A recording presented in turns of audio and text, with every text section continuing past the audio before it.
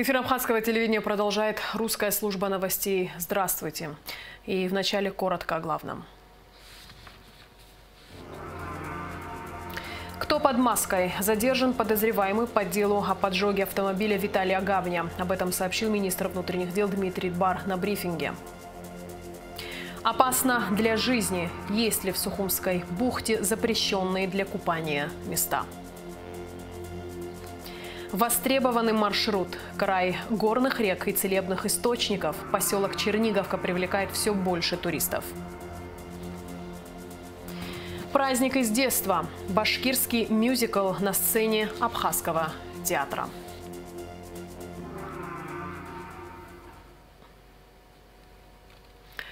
Постановлением Кабинета министров установлены новые предельные оптовые розничные цены на нефтепродукты. До 17 июля бензин регуляр 92 не более 42 рублей оптовая и не более 44 рублей розничная.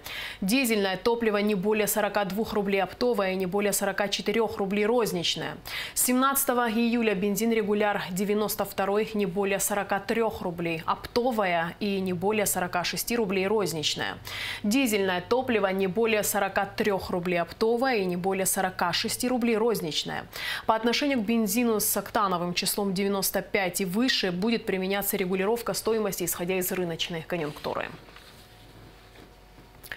По подозрению в совершении умышленного поджога автомобиля марки Toyota Land Cruiser 200 задержан Аргун Дмитрий Заканбеевич. Как сообщалось ранее, 22 июня в Сухуми неустановленным на тот момент лицом был совершен поджог автомобиля председателя партии АПСН Виталия Гавния. Следственный отдел УВД по городу Сухум возбудил уголовное дело. Дмитрий Аргун, являясь подозреваемым по уголовному делу, возбужденному по статье 113 «Угроза убийством или причинением тяжкого вреда здоровью» и части 1 статьи 217 «Незаконное приобретение, хранение, ношение огнестрельного оружия, боеприпасов» Уголовного кодекса Абхазии с 30 апреля этого года был объявлен в розыск и по настоящее время скрывался от следствия и суда. О задержании подозреваемого сообщил министр внутренних дел Дмитрий Дбар, который принял участие в брифинге в Арс-Мира. Инициатором встречи с журналистами стали представители объединенной оппозиции. Именно факт поджога автомобиля Виталия Гавня и стал поводом для пресс-конференции. Подробности в репортаже Симы Аргон. Криминогенная ситуация в Абхазии за прошедшую неделю, а также ход расследования громких преступлений стали предметом обсуждения на площадке Арс-Мира. Брифинг для журналистов по данной теме провели представители оппозиции. А поводом для встречи с журналистами стал поджог автомобиля председателя политической партии АПСН Виталия Гавня. Отсутствие справедливости в данном вопросе повлечет неминуемые последствия, считает Гавня. Вот сама несправедливость, она несет в себе колоссальное накопительное напряжение. И ко времени обязательно вырвется. Когда, снеся все на своем пути, когда говорят о том, что абхазы незаконопослушны, это не так. Для абхазов важно, чтобы законы на всех работали одинаково.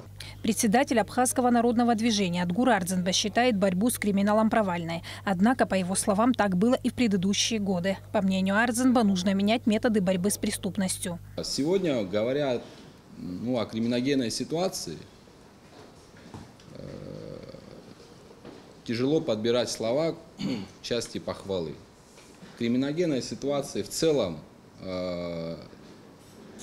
ситуация провалена. Она провалена, может быть, даже не сегодня.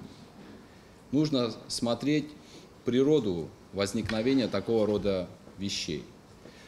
Политическая конкуренция в нашей стране дошла до абсурда. В чем заключается этот абсурд?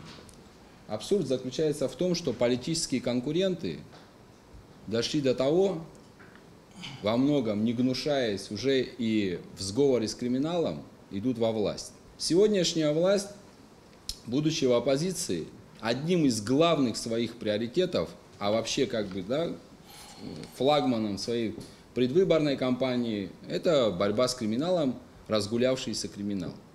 Никто не спорит с тем, что криминальная ситуация была раньше плохая, но она не улучшилась.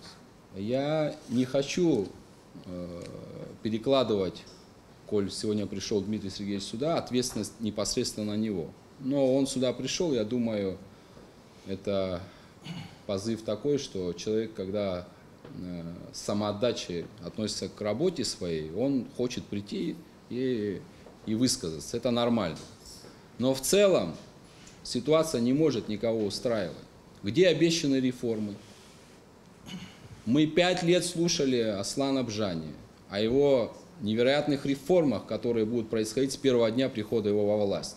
Политические реформы, экономическая программа, майнинги, борьба с коррупцией и другие темы прозвучали в ходе брифинга. У оппозиции свои взгляды на методы решения существующих проблем. При этом Адгур Ардзинба заявил, что они готовы сотрудничать с властью по любым вопросам. Все начинается с выборов. Вот впереди парламентские выборы. Я уже вижу, там кто-то бегает, значит, с трансформаторами, кто-то с щебенкой, кто-то... Это сейчас не контекст нашей сегодняшней встречи, но наши граждане должны понять. Если я соберу целый колхоз разных соратников, союзников, кого попало, лишь бы выиграть выборы, я не смогу работать. Эта телега не поедет.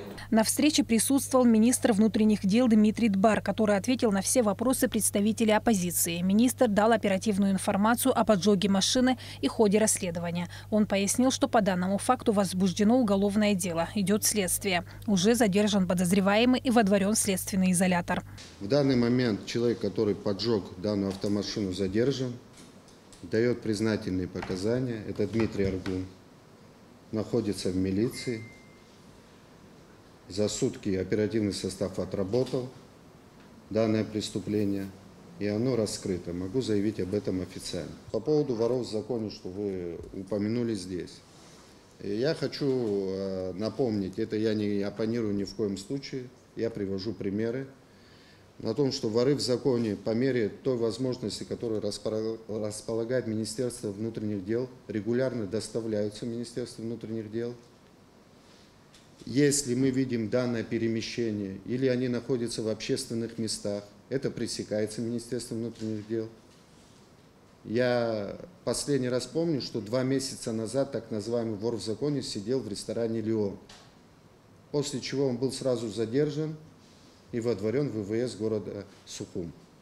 Мы реагируем на это сразу. И никакие воры в законе у нас не делают сходки перед администрацией президента, не гуляют по набережной и не сидят в ресторанах. Дбар также рассказал о методах борьбы с криминальными авторитетами. Министр пояснил, что в последнее время намного улучшилось материально-техническое оснащение, что в свою очередь позволит повысить качество работы оперативников, подчеркнул Дмитрий Дбар.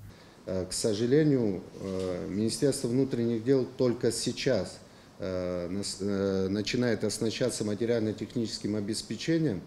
И в данный момент мы работаем дедовским способом, как говорится. А преступники намного технически подкованнее, чем мы. Ну, этот вопрос уже решен. Больше чем на 100 миллионов закуплены и автотранспортные средства, и повышение заработной платы сотрудникам органов внутренних дел. То есть этот вопрос решается планомерно. И еще раз повторяю, что на особом контроле президента все резонансные дела. Еще здесь вопрос прозвучал про реформы. Вы задали этот вопрос. Предложения по реформам, они окончены были неделю назад. Уже представлены президенту на осмотрение и одобрение данных реформ и в Кабинет министров о полном реформировании Министерства внутренних дел. То есть мы закончили данную процедуру. Это я говорю в частности только про МВД сейчас. Я могу только за свое ведомство говорить, про МВД. И скоро это будет достоянием общественности, какие реформы будут в Министерстве внутренних дел.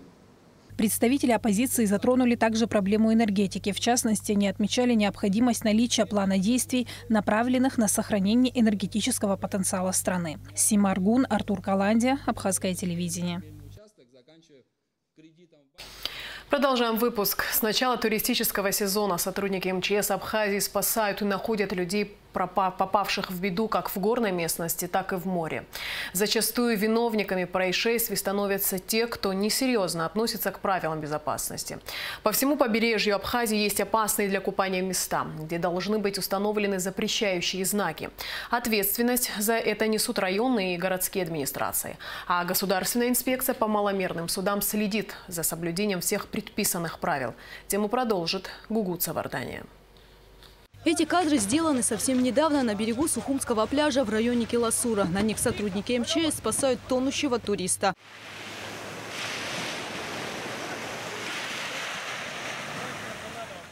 По словам спасателей, тревожный звонок поступил на пульт МЧС вечером. Женщина сообщила, что тонет ее муж. К счастью, сотрудники Министерства по чрезвычайным ситуациям оказались рядом. Однако это счастливый случай. Могло быть и хуже, ведь вода – опасная стихия. Она не прощает ошибок. Мужчина просто не смог плыть, так как, по словам сотрудников ГИМС, он был пьян. Пьянение у него было очень сильное. Он не то что плавать, он ходить кое-как не мог. Он даже выражал недовольствие. И таких случаев немало, когда, расслабившись и забывшись, а иногда даже в шторм, люди заходят в воду, заплывают далеко. Вернуться не всегда удается. Несмотря на все предупреждения МЧС, что купаться в плохую погоду и в состоянии алкогольного опьянения категорически запрещено, это правило зачастую игнорируется. Многие просто не реагируют на предупреждения и соответствующие знаки. Как, например, эта женщина, которой мы еще раз напомнили, что купаться здесь нельзя. Туристка ответила, что просто гуляет и собирает ракушки. Однако видно, что в море она уже заходила, несмотря на вот эту табличку. Особенно нельзя купаться в тех местах, где река впадает в море, как, например, на этом берегу в районе Киласура. Здесь произошел не один несчастный случай. У нас, естественно, все горные реки впадают в море. От этого места, где реки впадают в море, 100 метров слева и 100 метров справа купаться запрещено. Потому что там водовороты и вода намного холоднее, чем обычное море. И поэтому в таких местах купаться запрещено.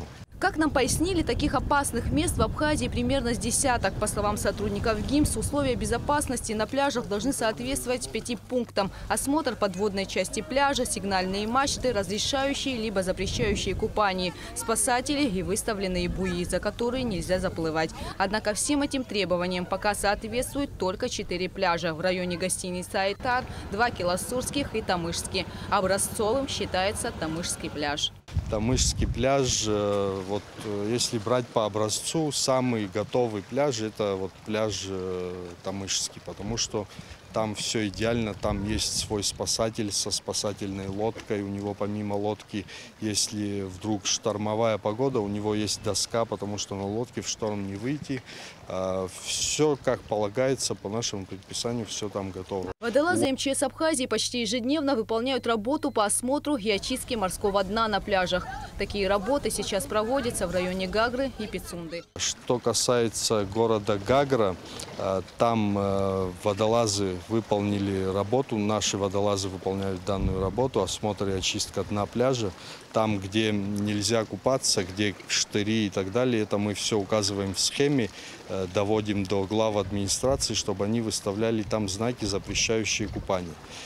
Также и в Пицунде, и в поселке Цандрыпш то же самое мы осмотр сделали. Сейчас ждем выставления буев, ограничительных буев они должны выставить.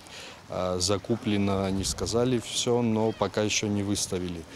Также и в нашей столице, в городе Сухуми, подводную часть пляжа осмотрели, очистили, указали там, где нельзя купаться, где опасно. Это все в схемах указано, данный материал все у нас есть. Мы предоставили это все главам администрации, они должны выставить знаки, запрещающие купание. Кроме того, на морском побережье немало пристаней и волнорезов. С некоторых из них любит прыгать детвора, а это не всегда безопасно.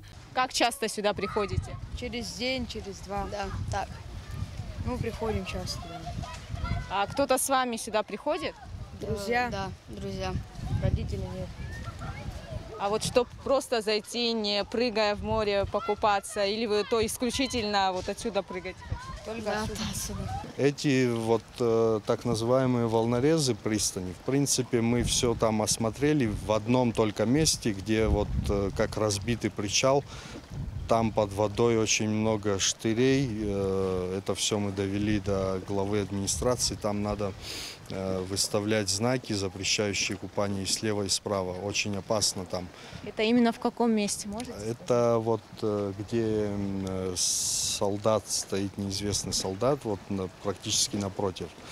Вот там вот разбитый причал, там очень опасно. Сапо рассказал о том, как можно спасти тонущего. Когда человек тонет, подплывать к нему нельзя. Можно навредить ему, не зная правильной техники. Без опаски плавать можно примерно на расстоянии 25-30 метров. Обычно там устанавливаются буи. Дальше начинается зона судоходства. Чтобы вновь обратить внимание туристов и местных жителей на правила и призвать людей соблюдать меры безопасности, сотрудниками МЧС Абхазии был создан ролик, в котором рассказывается о том, как надо вести себя на море и не попасть в беду. Гугут Савардани, Инала Гухава, Абхазское телевидение.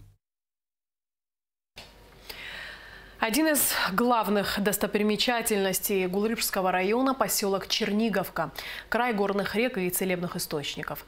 Данная местность привлекает множество туристов, а живописное горное ущелье, в котором оборудован ресторан – одно из любимых мест отдыха как для гостей республики, так и для местных. По востребованному маршруту отправилась и наша съемочная группа. Репортажи с Магуладзе. Поселок Черниговка уютно расположился в 25 километрах от столицы Абхазии.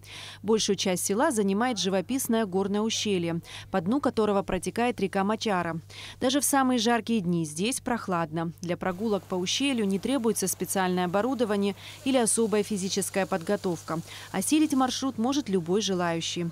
Прямо над ущельем ресторан, столики которого расположены в разных местах – вверху, внизу, под каменным навесом и у самой воды. Водопады, озера, водяные мельницы, огромные камни, поросшие мхом. Это чудо сотворила природа, а затем мастерски обустроил человек, так, чтобы ущелье было удобно для посещения. В 2007 году местный предприниматель облагородил ущелье и приспособил его для прогулок. Вдоль скал были построены пешеходные дорожки, беседки и смотровые площадки, укреплены сходы. Туристы с удовольствием посещают это необычное место. С каждым годом оно становится все более популярным. Первый раз мы приехали в Абхазию, мы из Санкт-Петербурга. Приехали отдохнуть, нам очень понравилось. Черниговку нам посоветовали. Отдыхаем мы в санатории, в пансионате «Эвкалиптовая роща» на берегу моря. Вот решили приехать на экскурсию посмотреть. Море теплое и горный воздух, водопады. Чисто очень хорошо. Поражены красотой Абхазии, гостеприимством, радушием. Здорово. Нам очень понравился. Обязательно вернемся. Как вашей доченьке, какие у нее впечатления? Ну, тоже с удовольствием лазает по горам, везде, в бассейне, везде понравилось. Я в мае была и вот сейчас привезла уже, можно так сказать, супруга, уговорила его. Я был здесь в 82 году. Какие планы еще? Вы надолго здесь? На неделю. Куда планы, еще поедете? По всем достопримечательностям, в принципе. Я думаю, что, конечно, за неделю трудно объять необъятное, и посмотреть за неделю все невозможно. Я думаю, что мы в любом случае еще вернемся, уже с детьми. По дороге в Черниговку можно набрать минеральную воду из Мархеулского источника. Вода поступает из 100-метровой глубины. Ее температура постоянна и составляет около 18 градусов. Исследования показали, что вода обладает полезными свойствами. Например, помогает выводить камни из почек. Сюда обязательно заезжают экскурсии, направляющиеся в Кадорское ущелье. Здесь же можно купить мед и домашнее вино. Недалеко от села Мархеул начинается серия Ольгинских водопадов. Летом они дарят прохладу и свежесть, уберегают зноя. Весной и осенью наполняют звонким журчанием все вокруг. За многие годы из-за потоков воды размытые стены ущелья превратились в причудливые природные декорации. Осмотр достопримечательностей и передвижение по местности значительно облегчила новая дорога. Асфальтирование проводилось в рамках российской инвестпрограммы. Протяженность новой дороги от поста ДПС Мачара до села Мархеул составила около 7,5 километров. С этой стороны у нас получается село Мачарка, а дальше уже идет село Мархеул. Пользуются в районе где-то 300 дворов. вот именно по этой дороге. Ну, раньше, само собой, здесь дорога была не совсем такая, скажем так, хорошая, но силами района мы всегда поддерживали его, как насколько это возможно было. Но на сегодняшний день вы сами видели, насколько это качественная и насколько добротно сделанная работа. Как вы сами видите, не только отдыхающие с курортным сезоном, наше население, наши жители, они все очень довольны сделанной работой. Сегодня жизнь маленьких сел Гулрыбского района протекает тихо и спокойно, привлекая множество туристов своими яркими достопримечательностями. Эсма Голанзе, Тимур Гугохи, Абхазское телевидение. В преддверии последнего звонка Министерства просвещения и языковой политики страны передали школам и детским садам сладости. Эти подарки сделали друзья страны, меценаты. Больше тонны сладостей распределили по всем районам страны. Более 23 наименований сладостей. Здесь от конфет, заканчивая пряниками, печеньями. То есть также хочется отметить, что все меры хранения соблюдались. Сладости для всех школ и садиков, а также интернатов, которые были переданы нам от друзей республики, меценатов, за что мы очень благодарны им. Также хотелось бы выразить благодарность за оказанную поддержку и помощь в доставке и вообще возможности раздачи главе государства Аслану Георгиевичу Бжане. Такие сладости приурочены к завершению учебного года. Мы надеемся, что для наших учеников и учителей будет приятно. Актеры Башкирского государственного театра оперы и балета впервые с гастролями в Абхазии. 22 июня на сцене Абхазского драматического театра они представили нашему зрителю детский музыкальный спектакль «Летучий корабль». Яркая постановка, зажигательные песни и юмор артистов никого не оставили равнодушными.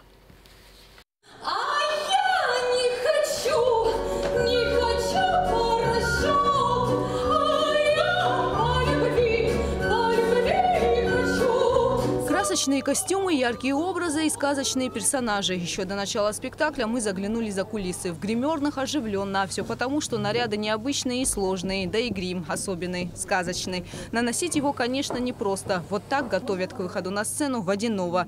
А эта румяная барышня в красивом платье и вот этот персонаж тоже готовятся к выступлению. А вы какую роль исполняете? Мы исполняем роль Лешего. Мюзикл «Летучий корабль» – это чудесная постановка о любви и о трудностях, преодолеваемых на пути к безоблачному счастью. В основе спектакля – русская народная сказка. И, конечно, всеми любимый мультфильм «Летучий корабль». Все сценическое действие сопровождается подвижными декорациями, чудесной музыкой Юрия Энтина и Максима Дунаевского, которую мы помним с детства.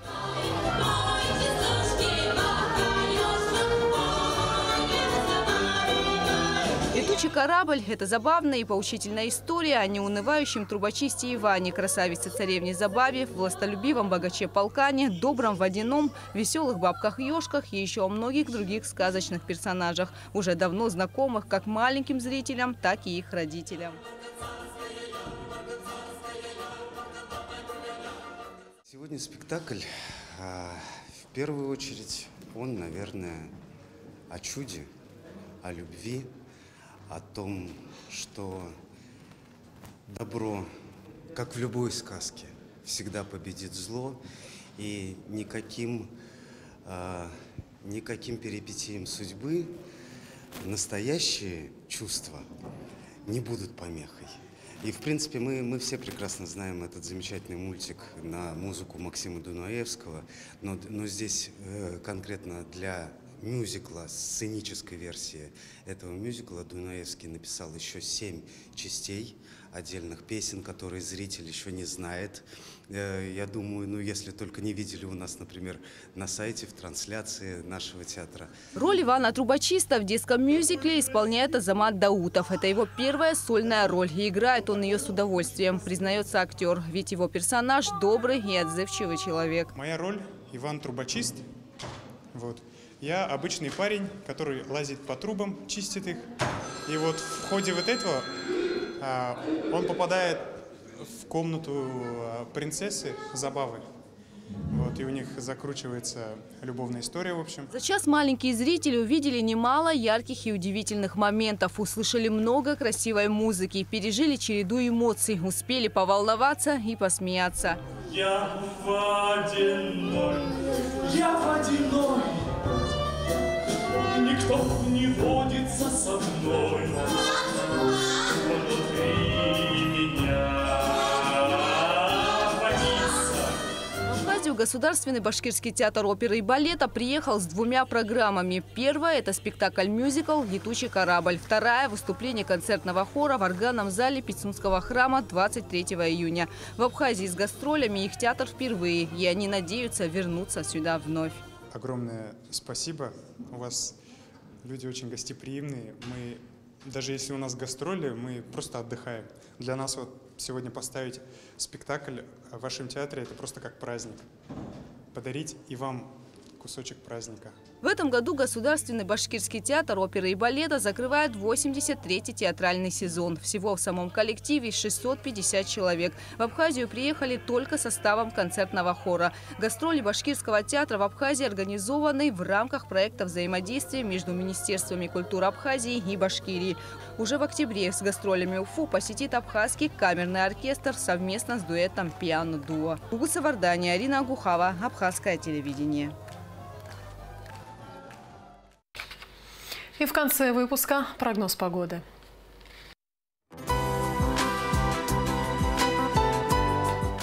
По сообщению Гидрометцентра, в четверг, 24 июня, в Абхазии ожидается облачная с прояснениями погода. Ночью и утром местами возможен туман с моросью. Днем преимущественно без осадков. Температура воздуха ночью плюс 18-23, ночью днем 24-29. Температура морской воды плюс 21.